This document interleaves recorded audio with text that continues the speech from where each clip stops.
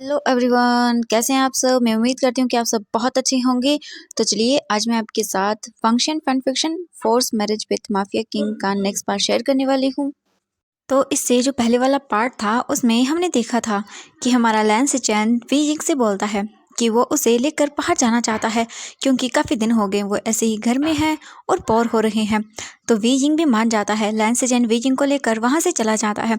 जैसे ही land mention से we Ying और लैंड चेचन कार में निकलते हैं, वहीं से एक कार उनका पीछा करना शुरू कर देती है बिना इस बात की कोई खबर किए हुए कि कोई कार उनका पीछा कर रही है। लैंस चेचन और वी यिंग आराम से पीछे कार में बैठे हुए थे और वो दोनों एक दूसरे से बातें कर रहे थे और बाहर के व्यू को देख रहे थे। वी यिंग अब पूरी तरह से अपनी पास्ट लाइफ को भूल चुका था और वो अपनी न्यू लाइफ को एंजॉय कर रहा था। अब उसके मन में से वो पुरानी चीज़ों का डर में निकल चुका था। अब वो कंफर्टेबली सबके साथ बातें किया करता था। मतलब अब वो बिल्कुल फ्री हो चुका था। उसे किसी चीज़ का कोई डर नहीं था। लैंस चैन ऐसे ही विंग से बातें कर रहा था। वहीं दूसरी तरफ लैंस चैन और वी यिंग जिस कार में बैठे हुए थे उसी कार के पीछे एक और ब्लैक कार थी जिसके अंदर वांगजी के बॉडीगार्ड्स थे, क्योंकि उस हादसे के बाद से वांगजी ने अपने गार्ड्स को वार्निंग दी थी कि अगर उसका brother Lance Chen Wei Ying या जियांग या फिर कोई भी उसके डैड ही क्यों ना हो, जब भी वो घर से बाहर निकले तो एक कार के अंदर 4 या 5 बॉडीगार्ड्स उनकी रक्षा के लिए उनका पीछा करेंगे, चाहे उन्हें मंजूर हो या न हो, चाहे कैसे भी हो, लेकिन कोई भी कार बिना गार्ड्स के यहाँ से बाहर नहीं जाएंगी। लैंस चैन ये बात अच्छे से जानते थे और उन्होंने कभी भी इस चीज़ के बारे में अब मना भी नहीं किया था, क्योंकि वो खुद भी उस हादसे के बाद से कहीं ना कहीं डर चुके थे। इसीलिए वो रिफ्यूज़ नहीं करते थे। उन्हें पता था कि वांगजी के जो गार्ड्स हैं वो हमेशा ही लैंस चैन को फॉलो करते हैं। वहीं लगभग आधे घंटे ड्राइव करने के बाद हमारे लैंस चैन और वी यिंग की कार एक बहुत बड़े मॉल के सामने आकर रुक जाती है। लैंस चैन जब देखते हैं तब ड्राइवर उनसे बोलता है कि मास्टर, हम मॉल के पास पहुंच चुके हैं। लैंस चैन बोलता है ओके। फिर वांगजी इसके बाद फिर लैंस चैन वी यिंग का हाथ पकड़ते हैं और वो उसे कार से बाहर निकालते हैं और बोलते हैं वी यिंग, सबसे पहले हम जाकर शॉपिंग करेंगे, ओके। मुझे कुछ चीज़ें चाहिए और तुम भी कुछ भी ले लेना। वी यिंग बोलता है हाँ ठीक है गा। इसके बाद लैंस चैन और वी यिंग दोनों ही मॉल के अंदर चले जाते हैं। मॉल के अंदर जाने के बाद वो दोनों शॉपिंग करने लगते हैं। पहले वी यिंग लैंस चैन के लिए शॉपिंग करता है, यानी उनके लिए जो कंफर्टेबल क्लॉथ हैं वो खरीदता है, क्योंकि अब लैंस चैन की प्रेगनेंसी को लगभग 2.5 महीना हो चुका था, जिसमें उनका थोड़ा थोड़ा पेट जो है ना बाहर निकलने लगा था और अब उनकी केयर के लिए ना बहुत सारी चीज़ें ज़रूरत पड़ने वाली थी। तो वही लेने के लिए लैंस चैन आज यहाँ आए हुए थे। वहीं वी यिंग को भी पता चल गया था उनके घर में एक प्यारा सा बेबी आने वाला है। वी यिंग ये सुनकर बहुत ज़्यादा खुश हो गया था और फिर उसके बाद से ही वी यिंग ने ना थोड़ी थोड़ी चीज़ें सर्च करना शुरू कर दिया था, यानी कि फ़ोन में कुछ देखना बेबी के बारे में, क्योंकि ना वो बहुत खुश था, क्योंकि उनके घर में बेबी आने वाला है। इसीलिए वी यिंग ना बहुत सारी चीज़ें सर्च कर लेता है और इसीलिए वो उन सब चीज़ों को लैंस चैन को आज बता रहा था कि उन्हें क्या क्या करना चाहिए बेबी के लिए, क्या कपड़े लेने चाहिए, ये सब चीज़ें ना मतलब वो दोनों सोच रहे थे। और लैंस चैन को ना सच में बहुत खुशी हो रही थी कि वी यिंग ना मतलब उनकी केयर कर रहा है इतनी ज़्यादा, उनके लिए वो चीज़ें देख रहा है। वी यिंग भाग भाग के ना सब चीज़ें कर रहा था और उसे बहुत खुशी हो रही थी बेबी को लेकर। वो बहुत ज़्यादा एक्साइटेड था। लैंस चैन के फेस पर भी एक स्माइल थी। वो दोनों अच्छे से लैंस चैन के लिए शॉपिंग करते हैं। फिर उसके बाद में वी यिंग अपने लिए कुछ चीज़ें खरीदता है, अपने लिए कुछ कपड़े लेता है।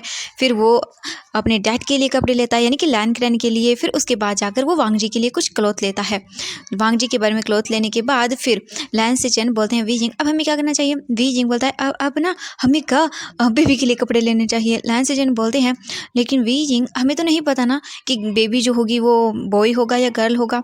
वे यिंग फिर कुछ सोचता है और बोलता है हाँ गा ये तो है। फिर लैंस एजेंट को सोचते हैं और बोलते हैं हाँ वे यिंग कोई बात नहीं, वैसे भी गर्ल हो या बॉय हो कोई फ़र्क नहीं पड़ता है, कोई बात नहीं वी यिंग, फिर भी हम क्लॉथ ले लेते हैं। अगर नहीं हुआ तो फिर वैसे भी हमें आगे भी तो कपड़ों की ज़रूरत पड़ेगी ना बेबी के, क्योंकि तुम भी तो फिर आगे जाके प्रेग्नेंट होगे और तुम्हारे और वांगजी के भी तो बच्चे होंगे, तो हम वहाँ काम ले लेंगे। वी यिंग जब ये सुनता है ना तो वो ब्लश कर जाता है।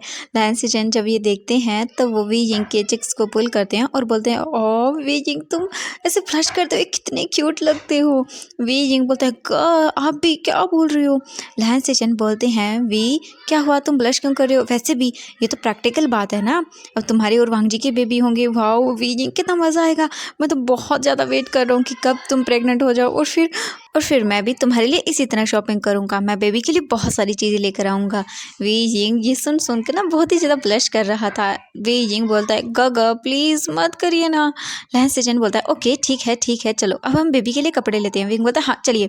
फिर वी यिंग और लैन सेजन दोनों ही वहाँ से जो बेबी के लिए क्लॉथ लेते हैं ना वहाँ पर चले जाते हैं।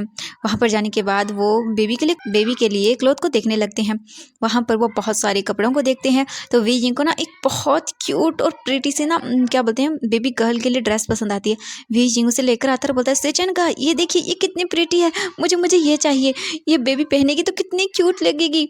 लैन सेजन भी जब उस ड्रेस को देखते हैं तो वो बोलते हैं वाह वी सच में ये बहुत ब्यूटीफुल है, ओके तो फिर हम ये लेते हैं। विंग बोलता है हाँ वाह थैंक यू बहुत क्यूट है।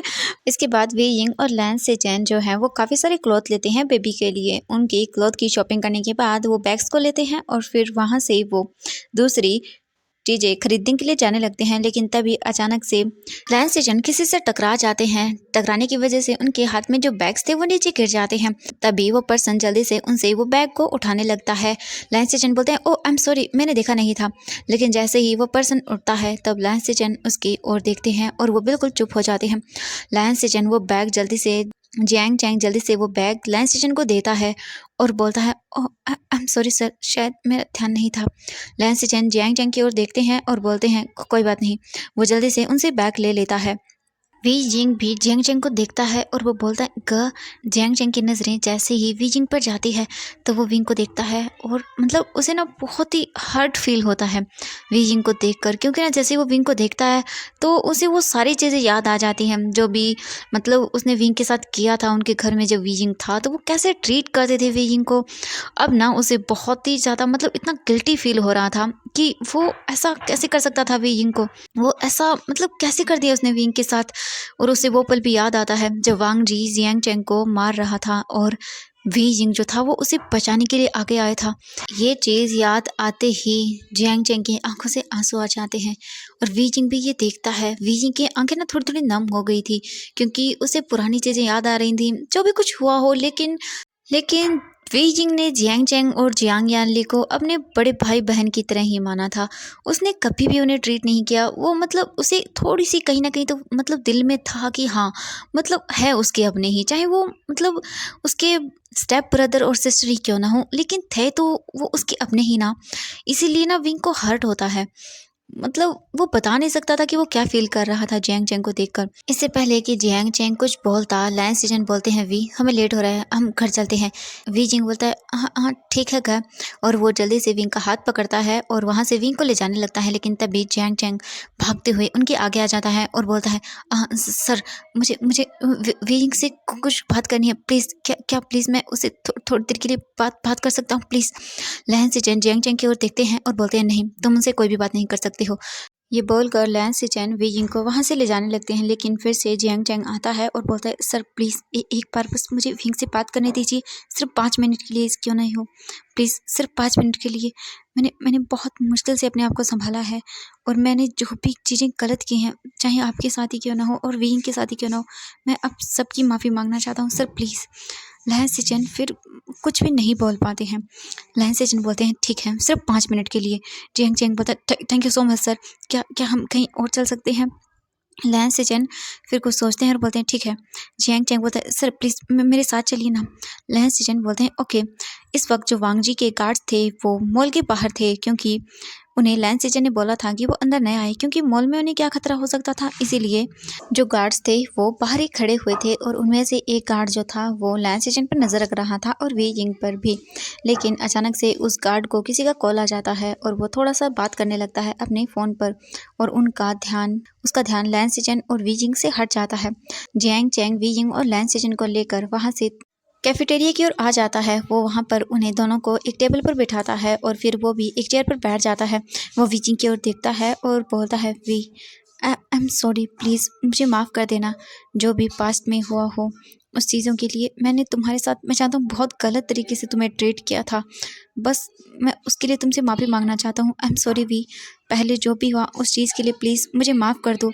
मैं जानता हूँ मैं तुम्हारी माफ़ी भी डिज़र्व नहीं करता हूँ क्योंकि मैंने तुम्हें बहुत बार हर्ट किया था। आई एम सॉरी वी, उसके लिए मुझे माफ़ कर दो please. Wei Jing Jiang Cheng की ओर देखता है और फिर बोलता है, कोई कोई बात नहीं है गा। आपने जो भी किया हो कोई बात नहीं, मुझे इतना हर्ट नहीं हुआ, कोई बात नहीं। और आपने माफ़ी भी तो मांग रहे हो आज मुझसे, कोई बात नहीं गा, मैंने आपको माफ़ किया। लैंस जियांग चैंग जब ये सुनता है तब उसे और भी ज़्यादा गिल्टी फील होता है कि उसने कितना बुरा, किस हद तक बुरा किया है वो ही जानता है वीजिंग के साथ इतने सालों तक। लेकिन वीजिंग उसे माफ़ कर रहा है, वो भी इतनी इजीली। सच में ये देख कर ना जियांग चैंग को और भी ज़्यादा बुरा फील होने लगता है और उसकी आंखों से आंसू आने लगते हैं। लैन सिजन ये सब देख रहा था, लेकिन उसे कुछ तो फील हो रहा था, लेकिन वो बता नहीं रहा था। इन दिनों में उसने देखा था कि जियांग चैंग सब चीज़ें बहुत ही अच्छे से कर रहा है। हालांकि वो चुप चुप कर लैन सिजन को देखा भी करता था, लेकिन वो सुधरने का ट्राई कर रहा था। तो कहीं ना कहीं लैन सिजन को ये चीज़ अच्छी लग रही थी। कुछ देर तक वो ऐसे ही बातें करते हैं। वी जिंग उसे बहुत सारी चीज़ें बताता है अपनी फैमिली को लेकर। जियांग चैंग ये सब सुन रहा था और उसे अच्छा लग रहा था, और साथ में वो तीनों बैठकर कॉफ़ी पी रहे थे। जियांग चैंग वी जिंग की जब बातें सुन रहा था ना, तो उसे अच्छा लग रहा था। वी जिंग की इन सब बातों को सुनने के बाद उसे पता चलता है कि वी जिंग सच में पहले कितना अकेला था। सच में उसे एक फैमिली की ज़रूरत थी, एक ब्रदर की ज़रूरत थी, एक बहन की, एक मम्मा की, एक डैड की। सच में उसे बहुत ज़्यादा ज़रूरत थी, और वो कमी आज जब इन लोगों ने पूरी की है तो सच में उसे बहुत अच्छा लगता है। जियांग चैंग लैन सिजन की ओर देखता है और बोलता है, थैंक यू सो मच, आपने मेरे ब्रदर का इतना ख्याल रखा। लैन सिजन जियांग चैंग की ओर देखते हैं और बोलते हैं, थैंक यू की कोई ज़रूरत नहीं है, वो हमारी फैमिली का एक पार्ट है, तो उसका ख्याल रखना हमारी जिम्मेदारी है। फिर वो लैन सिजन वी जिंग की ओर देखते हैं और बोलते हैं, वी चलो अब हम घर चलते हैं, हमें लेट हो रहा है। वी जिंग लैन सिजन की ओर देखता है और बोलता है, ओके का। इसके बाद लैन सिजन और वी जिंग टेबल से उठते हैं और वो वहाँ पर शॉपिंग के जो बैग पड़े हुए थे उन्हें लेते हैं और जाने लगते हैं। जियांग चैंग वहाँ से वी जिंग और लैन सिजन को जाता हुआ देखता है। फिर वो खुद भी उस चेयर से उठता है, अपनी गाड़ी की कीज लेता है और वो भी वहाँ से जाने के लिए मुड़ने ही वाला था। लेकिन तभी अचानक से वो देखता है कि मॉल में जितने भी लोग थे वो इधर से उधर भाग रहे थे। तभी जियांग चैंग को वी जिंग के जोर से चिल्लाने की आवाज भी सुनाई देती है। जियांग चैंग जल्दी से मुड़कर देखता है तो लैन सिजन नीचे फ्लोर पर गिरे हुए थे और वी जिंग उन्हें उठा रहा था और वो बोल रहा था, प्लीज ऐसा मत करिए। और वो देखता है कि बहुत सारे लोग मॉल में इधर से उधर भाग रहे थे। जैसे ही वी यिंग लैन सिजन को उठाने की कोशिश करता, कोई ना कोई उनसे टकरा जाता और फिर से वो नीचे गिर जाते। ये देखकर वी यिंग तो बहुत घबरा चुका था और वो बोलता, आप ठीक तो है ना। लैन सिजन की आंखों से आंसू आ रहे थे क्योंकि उसके स्टोमक में उसे पेन हो रहा था। जियांग चैंग भाग कर आता है और बोलता है, सिजन प्लीज़ प्लीज़ खड़े हो जाइए सर सर। वो जल्दी से उन्हें उठाता है। वी जिंग बोलता है, ये क्या हो रहा है, गाय को देखिए ना, प्लीज़ प्लीज़ उन्हें उन्हें बचाइए, उन्हें क्या हो रहा है, मुझे मुझे समझ नहीं आ रहा। जियांग चैंग बोलता है, वी शांत हो जाओ, मैं हूँ ना, मैं सब ठीक कर दूंगा, ओके तुम मेरे साथ चलो। वो जल्दी से वी जिंग और लैन सिजन का हाथ पकड़ता है और उन्हें वहाँ से ले जाने लगता है। वहीं दूसरी तरफ जब वांग जी के गार्ड्स को भी ये दिखाई देता है कि मॉल में लोग इधर उधर भाग रहे हैं, तब वो भी घबरा जाते हैं और वो जल्दी से मॉल के अंदर आ जाते हैं और इधर उधर देखते हैं। वो वी जिंग और लैन सिजन को ढूंढने की कोशिश करते हैं, लेकिन इतने सारे लोगों की भीड़ में उन्हें वी जिंग और लैन सिजन कहीं भी दिखाई नहीं दे रहे थे। ये देखकर गार्ड्स पूरी तरह घबरा जाते हैं। वहीं दूसरी तरफ जियांग चैंग वी जिंग और लैन सिजन को लेकर वहाँ से जाने लगता है। तभी उसे पता चलता है कि किसी ने मॉल में गन को फायर किया है, जिस वजह से लोग डर गए हैं और वो इधर उधर भाग रहे हैं। जियांग चैंग वी जिंग और लैन सिजन को लेकर पार्किंग लॉट के अंदर आ जाता है और वो जल्दी से अपनी कार का डोर ओपन करने ही वाला था, लेकिन तभी अचानक से वहाँ पर चारों तरफ धुआं छा जाता है, जिस वजह से वी हिंग बोलता है, मुझे मुझे कुछ भी दिखाई नहीं दे रहा और मेरा सर भी घूम रहा है। तभी लैन सिजन भी बोलता है, अब वी तुम ठीक तो हो ना। तभी जियांग चैंग वी जिंग और लैन सिजन का हाथ पकड़ता है और बोलता है, तुम दोनों ठीक तो हो ना, मैं अभी कुछ करता हूँ। वो जल्दी से वी जिंग और लैन सिजन का हाथ पकड़ता है और वहाँ से ले जाने लगता है, लेकिन तभी अचानक से जियांग चैंग के सर पर किसी ने पीछे से कुछ तो जोर से मारा, जिस वजह से वो बेहोश हो गया। और वहाँ पर काफ़ी सारे लोग आते हैं जिनके फेस पर मास्क लगा हुआ था और उन्होंने अपने हाथों में गन्स भी ले रखी थी। वो जल्दी से आते हैं और वी जिंग और लैन सिजन को पकड़ते हैं और वहाँ से ले जाने लगते हैं। तभी जल्दी से उनमें से एक पर्सन वहाँ पर जितने भी वी जिंग और जियांग चैंग के पास जो सामान था वो वहीं पर गिर देते हैं। मतलब उनका फ़ोन वगैरह जो भी लैन सिजन के पास था, ऑलरेडी विंग के पास नहीं था, जियांग चैंग लैन सिजन के पास था, तो वहीं पर गिरा देते हैं। जियांग चैंग अपनी थोड़ी सी आइज़ से उनको देखता है और अपने हाथ को आगे करता है। वो उठने की कोशिश करता है, लेकिन वो वहीं पर गिर जाता है। लगभग कुछ मिनट तक तो वी जिंग और लैन सेजन दोनों ही अपने आप को छुड़वाने की कोशिश करते हैं और कुछ चिल्लाने की भी ट्राई करते हैं ताकि कोई उन्हें बचा सके, लेकिन फिर वो दोनों ही बेहोश हो जाते हैं क्योंकि जो वहाँ पर स्मोक था वो बहुत ही जहरीला था और जिससे वो दोनों बेहोश हो जाते हैं। वो पर्सन जल्दी से उन दोनों को वहाँ से लेकर चले जाते हैं। वहीं दूसरी तरफ वांग जी के जो गार्ड्स थे वो पूरे मॉल के अंदर वी जिंग और लैन सेजन को ढूंढ चुके थे, लेकिन उन्हें वी जिंग और जैंग जैंग बेइजिंग और लैंस एजेंट कहीं भी नहीं मिलता। ये देखकर वो गार्ड्स घबरा जाते हैं। उनमें से एक गार्ड जल्दी से अपना फ़ोन निकालता है और वो वांग जी को कॉल करता है, लेकिन वांग जी का फ़ोन नहीं लग रहा था क्योंकि वांग जी इस वक्त अपनी एक इम्पोर्टेंट मीटिंग के अंदर था। फिर जल्दी से वो गार्ड बोलता है, प्लीज़ उनके सेक्रेटरी को कॉल कीजिए। ये सुनते ही वो दूसरा गार्ड जल्दी से अपना फ़ोन निकालता है और वो साव चिंगचन को कॉल करता है। साव चिंगचन इस वक्त अपने ऑफिस रूम के अंदर था और वो कुछ फाइलों को चेक कर रहा था। तभी उसका फ़ोन रिंग करता है। साओ चिंग-चैन इससे पहले कि फ़ोन उठा पाता, वहाँ पर शू यांग आता है और बोलता है, बेबी तुम क्या कर रहे हो? देखो मैं तुम्हारे लिए क्या लेकर आया हूँ। साओ चिंग-चैन शू यांग की ओर देखता है और बोलता है, तुम यहाँ क्या कर रहे हो? शू यांग साओ चिंग-चैन की ओर देखता है और बोलता है, कितनी गलत बात है। तुम अपने हस्बैंड को देखकर खुश भी नहीं होते हो। मैं तो तुम्हारे लिए देखो क्या लेकर आया था। साओ चिंग-चैन इससे पहले कि कुछ और बोलता तभी उसका फ़ोन दोबारा से रिंग करता है। साओ चिंग-चैन शू यांग की ओर देखता है और बोलता है, तुम चुप करो, 1 मिनट मुझे ये कॉल अटेंड करने दो, उसके बाद मैं तुमसे बात करता हूँ। शू यांग बोलता है, ओके ठीक है, कर लो बात। फिर वो जल्दी से फ़ोन उठाता है और जैसे ही वो फ़ोन पर गार्ड उसे बताता है, साओ चिंग-चिन के हाथों से फ़ोन नीचे गिर जाता है।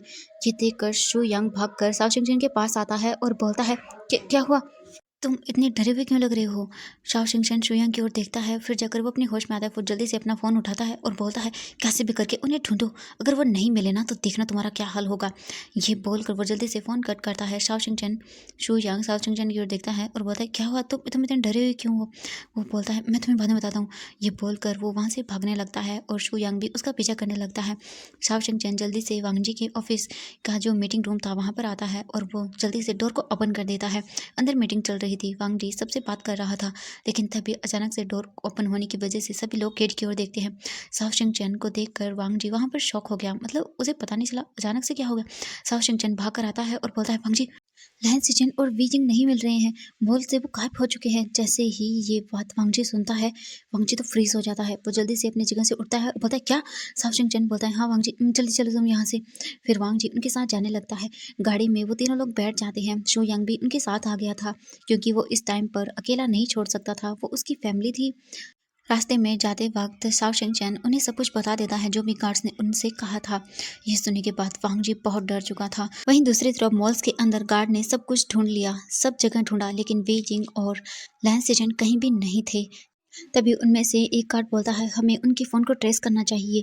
ये सोचकर वो जल्दी से अपना फ़ोन निकालता है, यानी कि अपना टैब निकालता है और उसमें से जो लैंस एजेंट का फ़ोन था उसकी लोकेशन को ढूंढते हुए वो पार्किंग लॉट के अंदर आते हैं और वो वहाँ पर देखते हैं कि एक पर्सन बेहोश पड़ा हुआ है और वहाँ पर कुछ सामान भी गिरा हुआ है और वहीं पर जो लैंस एजेंट का फ़ोन था वो भी था। जल्दी से वो लोग वांग जी को सब बता देते हैं।